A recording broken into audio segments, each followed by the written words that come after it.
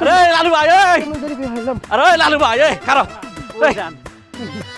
আমাদের কলাগাছ মার্কায় হ্যাঁ আজকে প্রচারণা যাইতে হবে, ভোট চাইতে হবে, ঠিক আছে? হ্যাঁ আর তুমি এই আরে, দাঁড়াও আমি তো তুমি ভোট চাইতে যাইতেছি কিন্তু কলাগাছ মার্কা না, আমাদের যে ন্যায় ইনসাফের দল ওই ন্যায় ইনসাফের দলের পক্ষে যাইতেছি। এই কথা উল্টা কথা চলবে না। কেন? তোরে দায়িত্ব দেয়া হয়েছিল, নেতার পক্ষ থেকে দায়িত্ব দিছে, তুই ফজরের পরপর মসজিদে যাবি। হ্যাঁ যাইয়া ওনারা কি কয় না কয় ওগুলো সব শুনবি, শুনে নেতার কাছে কর কথা। কিন্তু এখন তুই অন্য সুরে গান গাইতেছস, কি ঘটনাটা কি কত? আরে বাইরে আমি জীবনে কোনোদিন সকালে উঠছি না। শেষের নেতা আমার চাপাইয়া দিল, হ্যাঁ। তো সকাল উঠে মসজিদে যাইতে হইব, এদের গতিবিধি লক্ষ্য করতে হইব। শেষে আমি সকাল উঠে মসজিদে গেলাম, হ্যাঁ কদিন পরে নামাজ শুরু করলাম। হ্যাঁ তারপর নামাজের পরে ভাবলাম কি যে একটু কোরআন হাদিস একটু পড়ি।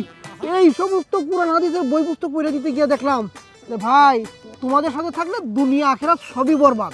তার চাইতে বরং এই পৃথিবীটাতে ন্যায় এবং ইনসাফ প্রতিষ্ঠা করতে হলে আমাকে ওই ন্যায় ইনসাফের পক্ষে যাইতে হবে, তাদের পক্ষেই কাজ করতে হবে, তাদেরকে নির্বাচনে বিজয়ী করার জন্য কাজ করতে হবে। এ লালু তুই তো দারুণ বেয়াদবি করছস রে।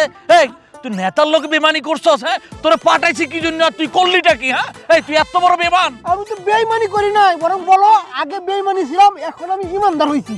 আরে বেটা শোন, আমাদের সাথে প্রচারণায় গেলে প্রত্যেক দিন তুই টাকা পাবি 2000 করে, আর ওই দলে গেলে তোর টাকা দিবে, তোর পকেট থেকে দিয়ে আসা লাগবে। কোনো অসুবিধা নাই, আমার 2000 টাকা আছে না, ওইটা তোমরা নিয়ে যাইও। হ্যাঁ, কারণ তোমাদের ওই সমস্ত 2000 টাকা লালিবালির দিন শেষ, ন্যায় ইনসাফের বাংলাদেশ। গেলি তো গোল্লায়, গেলি গোল্লায়, বুঝবি শেষে।